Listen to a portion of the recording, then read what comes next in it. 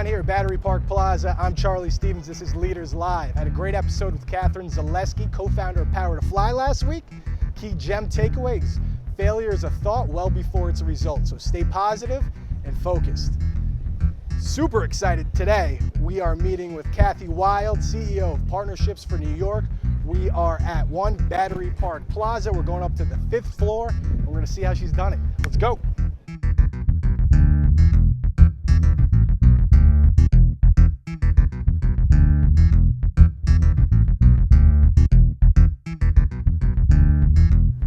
Welcome back, Leaders Live. Charlie Stevens, Kathryn Wylde, CEO, Partnerships for New York.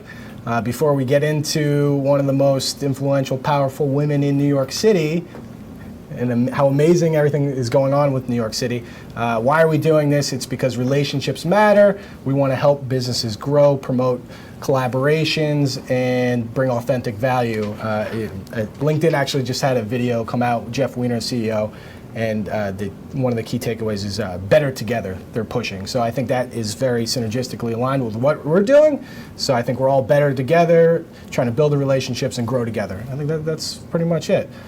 That's the spirit of partnership. Yes, absolutely, which we're going to talk a lot about today. So before we get into Partnership for New York City, let's bring it back a little bit, a little context, where you started, Madison, Wisconsin, to growing to be, again, Crane's most powerful women in New York City, leading New York City business. Can you give us a quick little, encapsulation of how'd you get here from, maybe it wasn't a bus or anything like that, but like business-wise, how did you? Actually, my first time in New York City was on a bus, okay. coming on a bus under the tunnel in the Hudson River. So I came to New York to work in 1968, and it was a different city, and it's one that people who have come more recently would not recognize. At that moment, the basis of the economy for the last 30 or 40 years had been a very strong industrial waterfront. And at that moment, industry was moving out, and I went to work in a community called Sunset Park in Brooklyn. And when I came, we had American Can, Bethlehem Steel, American Machine and Foundry, Revere Sugar. It was loaded with industrial activity. And within a year or two, they were all packing up and leaving, many of them giving their buildings to the city. And so it was a time when you saw dramatically the change in our economy from an industrial economy toward a service economy. But the impact of the service economy, particularly Wall Street, didn't kick in until mid to late 80s. And so you had a period of time where in the 1970s we lost 1 million people, we lost half our Fortune 500 companies, and you saw the devastation of neighborhoods like the one I worked in Sunset Park in Brooklyn, with fires, building abandonment, loss of value. And it was a real crisis moment for the city of New York and for all of urban America, really. This is the time of when all of urban America was suffering. The federal government at that time began to make a commitment to how do we rebuild urban America, and I was part of that effort, particularly on the housing side. And when David Rockefeller in 1981 announced the formation of the partnership, he said our first goal is going to be to rebuild the neighborhoods so we can bring working people and a middle class back to the neighborhoods. And that was, I volunteered for that effort. So I've been here since 1981. That's a fantastic story. I like that. From that time period, was there someone who was possibly a mentor or someone that you learned from, that you take away lessons from them at that time and bring it to your team today?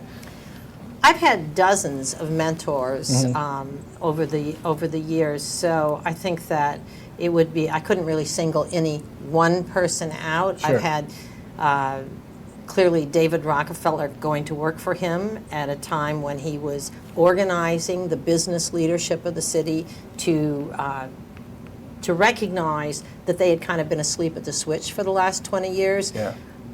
He understood that in a globalizing economy, great world cities were going to be the center of economic activity, and that New York had an opportunity to go from being a wasteland, a place where in the 70s and 80s people were afraid to move, people were leaving if they had a choice, He understood that the business community had to be part of that rebuilding effort, that it was a public-private partnership that was going to accomplish that, and that was what was exciting about going to work for him. And we started by bringing home ownership, building new home ownership housing on vacant lots that the city owned all over the city, and built from there. Yeah.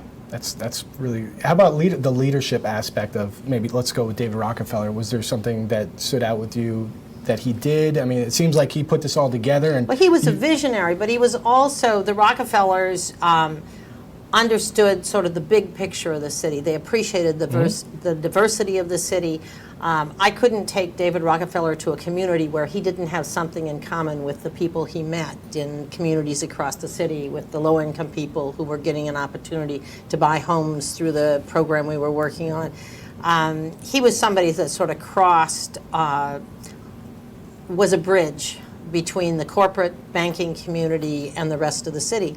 His first job had been working for Mayor LaGuardia as an intern aide, and I think that the spirit of LaGuardia, who Mayor de Blasio describes as his model, very much informed David Rockefeller's vision of the city.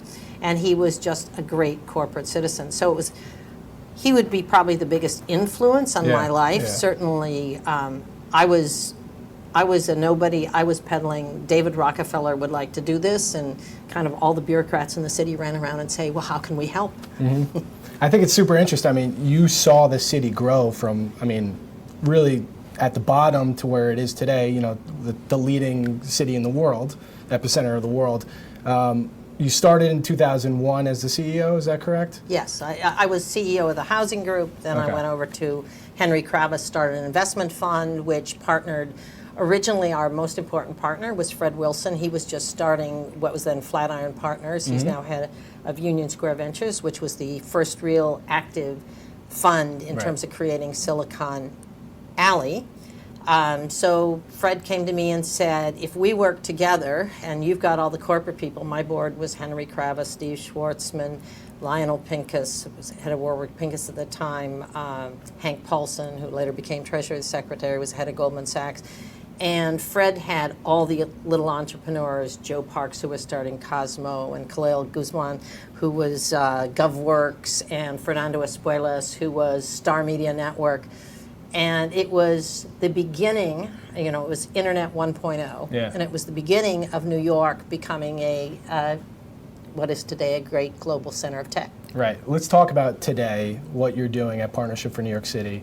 Can you lay out for the community, some of the services that you're providing, and what's happening here, what you're working on today, and what we can promote and share? Well, we're really a bridge, a networker to bring the various pieces of the city together. You often say that in New York City, your best partner, strategic partner, could live next door to you and you'd never meet them. So our job is to try and understand where the opportunities are in the city, particularly on growing the economy, securing investment, helping people connect, being a connector between particularly the public sector, the private sector, and communities. And so we have an investment fund that actually does stuff, and we've got a public policy side that works on the policies and the advocacy issues that are important to keep the city economy growing. So we've got kind of both sides. A good example of what we're doing now is building a life sciences cluster in New York City. Yep. The mayor and the governor 2 years ago committed a total of $1.2 billion to support the effort to develop a cluster here. We have some very exciting investments going on suddenly in a city that had no commercial wet lab space to accommodate biotech companies is growing. We are now headed to surpassing Boston in terms of being the East Coast center of life sciences. It's an important global industry. We've got 7 great world-class medical research institutions in New York City, and they are all participating in this effort. We're going to make New York City the center of global life sciences. That's exciting. I mean, one of the One fastest example. growing. Yeah, One example.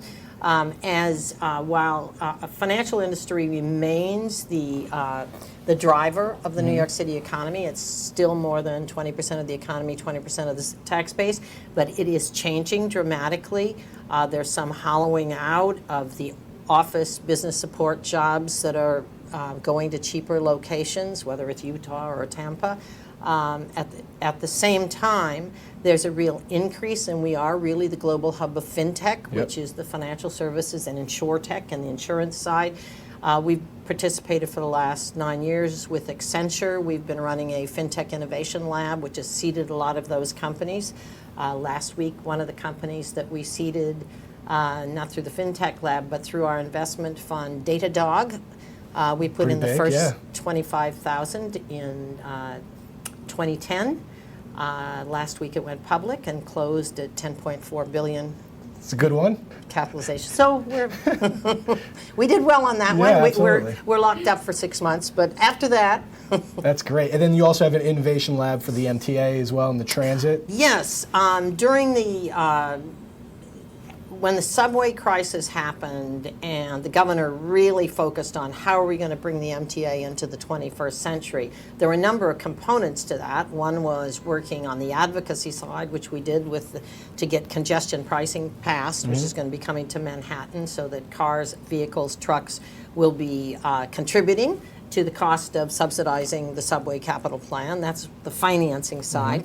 But then on the other side, you had to figure out a way for the MTA to get out of the way of its own procurement policies. How do you get the best and the brightest new ideas, new entrepreneurs, startup companies, to be able to bring their products in to solve the problems that the MTA is currently covering with yellow Post-its on their boards? So that was we launched about a year and a half ago, we launched the Transit Innovation Partnership. It is led by a woman named Rachel Hote, who was both the chief digital officer for Mayor Bloomberg and for Governor Cuomo. So she's got a lot of experience in the city, and she is just launched 6 months ago that we had the first transit tech lab where 6 companies were selected with the MTA, because it's a partnership, it's a public-private partnership. 6 companies were selected to come in and test their products out of 100 applicants from around the world. 4 of those are now going into a demonstration pilot program with the MTA after 2 months of kind of kicking the tires and figuring out mutual interest. So 4 of those actually are getting an opportunity. Normally, this process would take 5 years, Right. and your technology would be obsolete before you got an opportunity to get a contract. So it's a big change in how the MTA does business, and it's going to make, I think we're going to be the world hub of transit innovation in the next couple of years. It's very exciting, and I mean the demo day. You basically have an accelerator program, and you're innovating. I mean, you have an innovation economy. I mean, you're promoting that. I also like the diversity in the stimulation for the New York City economy. I mean, you're promoting diversity, inclusion, which is, I mean, should be there. And there are lots of other diversity opportunities. The other day we visited Johnson & Johnson, which is a New Jersey-based pharma giant. They have their design innovation center right here in New York City. Right. And because that's where the people are, that's where the talent is, and they're doing very exciting stuff. You have to sign a non-disclosure agreement when you go in, so I can't tell you what it is. Off camera, maybe. But there's a lot going on. The Brooklyn Navy Yard has a huge new advanced manufacturing operation. We were the largest investor in bringing New Lab, which is an AI advanced manufacturing, 3D printers, all that stuff going on. They've got 140 companies, hundreds of people working there, and they are really reinventing New York. And companies are coming from all over the world to be part of what is a new hub. And it's all driven by design. And if you go back, New York is different from California. California, Silicon Valley is tech, software, et cetera, chips, et cetera. New York is where the market meets the startup, and the ideas are flowing back and forth. So New York has the opportunity, like in the design area, we started, why did Silicon Alley get started? The advertising industry, Madison Avenue. We were the heart of the advertising industry. That was going to be the revenue base for this new media thing that was happening, digital media. We also had the content creators. Well, for a time, that was considered not serious technology. The West Coast was dominating. That's all changed. Right. And suddenly, it's all about getting to market and your applications to market and how fast you can grow. And so you're seeing, like I said, we did Datadog, but also we've had Peloton. We're having increasing numbers of New York companies really make an impact. And this is the next generation. Yeah, well, this is where the money's at. This is where the VCs are, Well, Silicon there's that too. Alley. Yeah, so you There's want to that. be... Well, actually, no. Traditionally, the early stage VCs have not been here. They've been in California, and that's been a problem. But that has now changed. It's taken transitioning, 20 years to get that developed, but that's now changed. Yeah, and you also mentioned the Brooklyn Navy Yard. We're actually going to go be talking to Sean Patterson, the CEO of New Lab. Yes, terrific. Yeah, he's great. Strong Arm Technologies. A recruit from California. Yes. So he'll be in a couple weeks from now. Okay. But very exciting. As you know, we talk about network and collaborations. Your network is probably one of the best in the city. How do you build your network? How do you maintain it? How do you grow your network? I mean, you mentioned names like Larry Fink, Steven Schwartzman, Blackstone, JP Morgan, all these powerhouses. How do you create that network and maintain it? So I studied political science in college. When I came to New York, the way I built a network to organize a community was you ask people, who do you go to when you need help? Who represents a source of influence and power that you would rely on? And you kind of build your network by finding out and building a kind of mapping who's important to helping companies grow, who are models that companies want to emulate. So that's what we do. And we try and find out who are the leaders, the emerging leaders, what are the important, who are the important thinkers and idea people for the next generation, and try and make sure we're in some way connected to them. Yeah. And that our membership are connected, and that helps to create a very dynamic, exciting group of people who are kind of at the forefront of thinking of what comes next.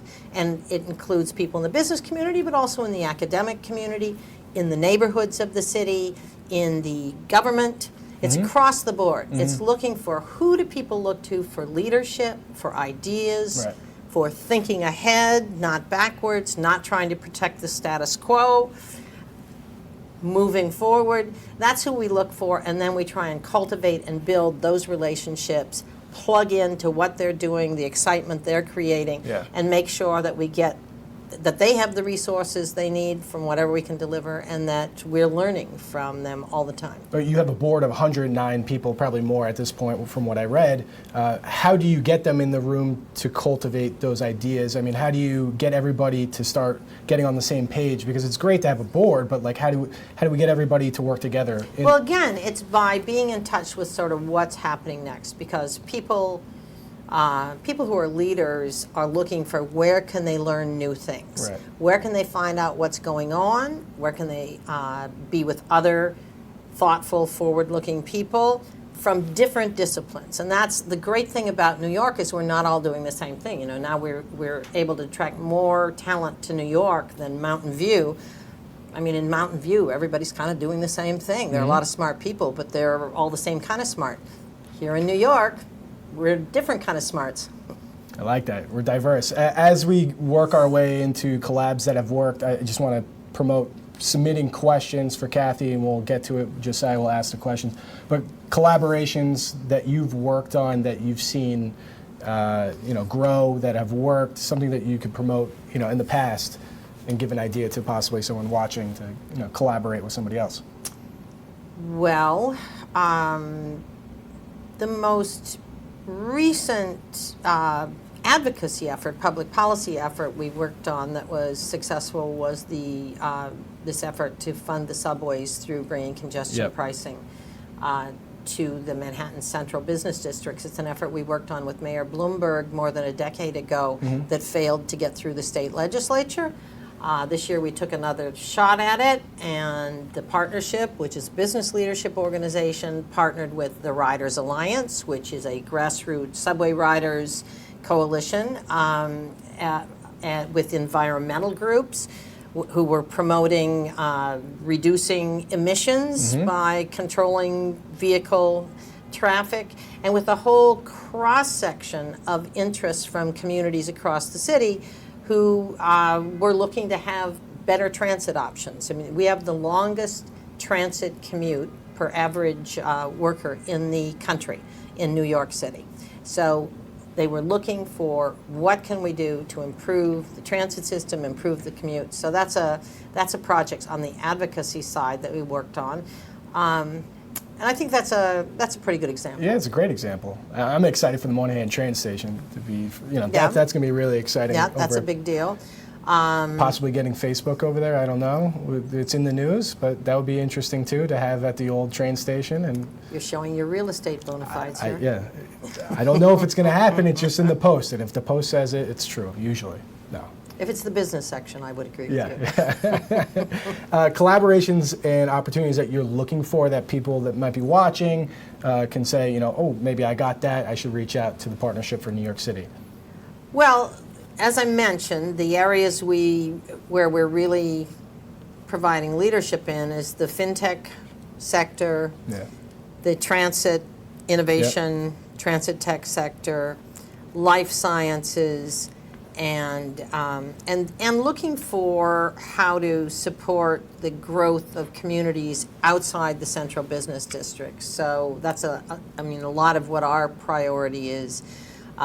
We were disappointed when the Amazon deal didn't go through because Long Island City could have used that as part of their growth opportunity, 24,000 jobs, et cetera. That'd be nice. But they are picking up the pieces and putting in a new plan for the site and for the community, and they're moving forward. So we try and support those kind of efforts.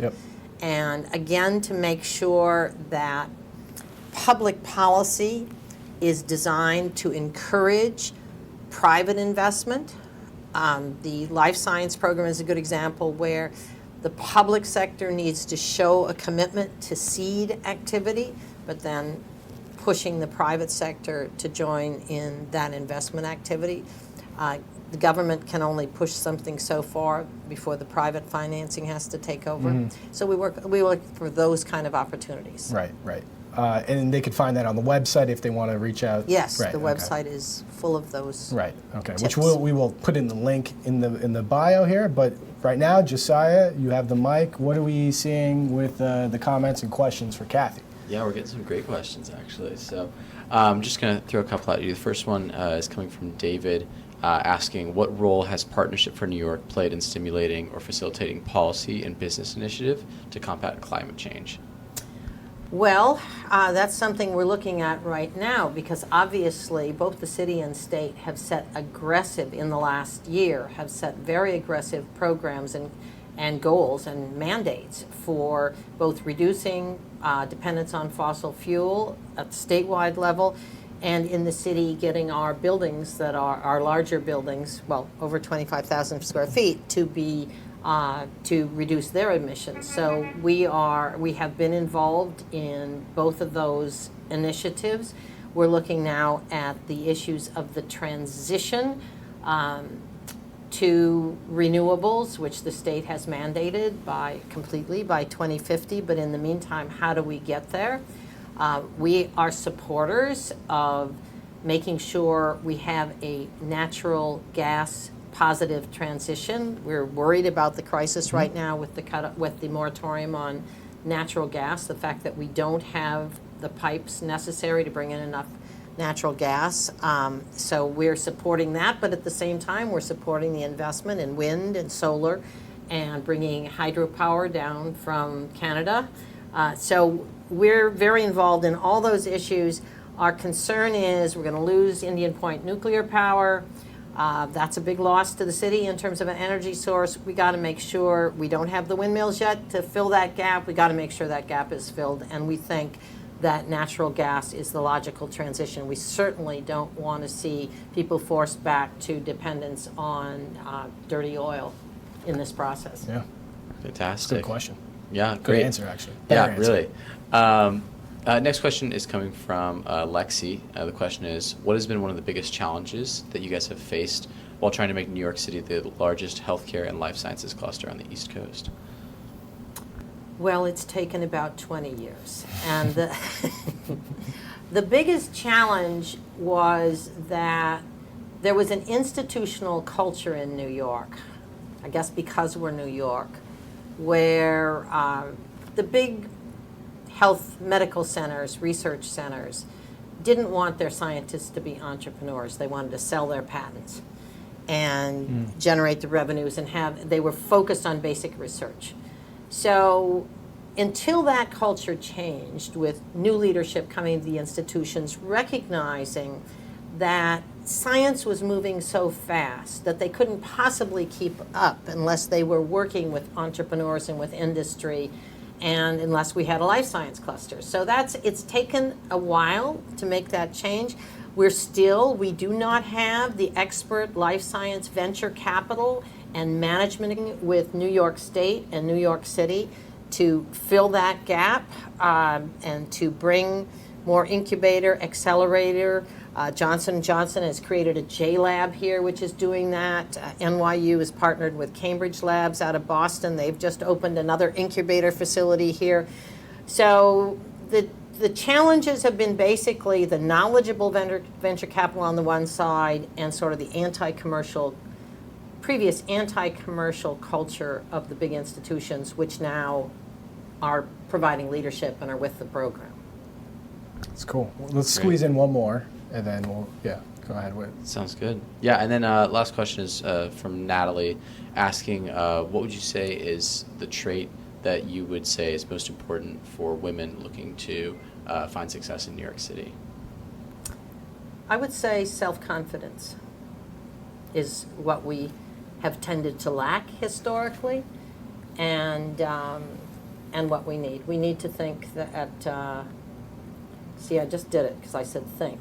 We need to assert our opinions like we believe in them, not in a tentative way. So I think that's a big deal. And overall, for men and women, I think it's focus. Know the direction you're going and stay focused on it. In New York City, there are so many distractions. It's easy to get sidetracked. And then once you do, you're not going to accomplish the big things you want to do. That's a gem right there. I like that. As we wrap up, a few more things. I asked you words to live by, or key mantra, ethos, or whatever, but something that you could possibly share with the community on how you live and how you progress, move forward. I think you just kind of did that, but I think so. I mean, it's focus, focus, focus. Yeah. Know where you're going. Know how to bring other people along. Certainly, if you want to be a leader. Mm-hmm. Understand what their issues are and how to share your vision in a way that other people can feel it's theirs. Right. How to partner. Right. How to partner. Yeah, how to partner.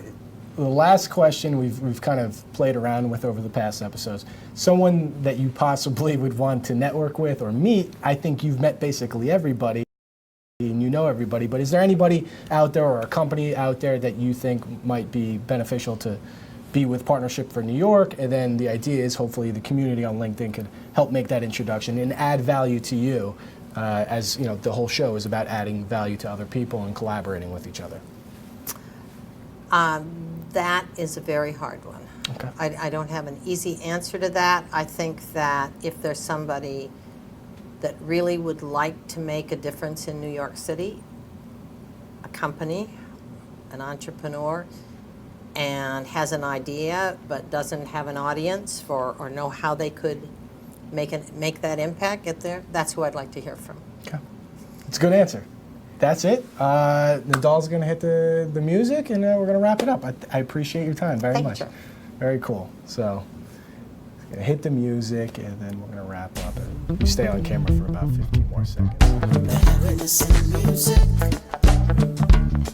is undescribable. The happiness in music is inexplicable. Undescribable, indescribable, undescribable.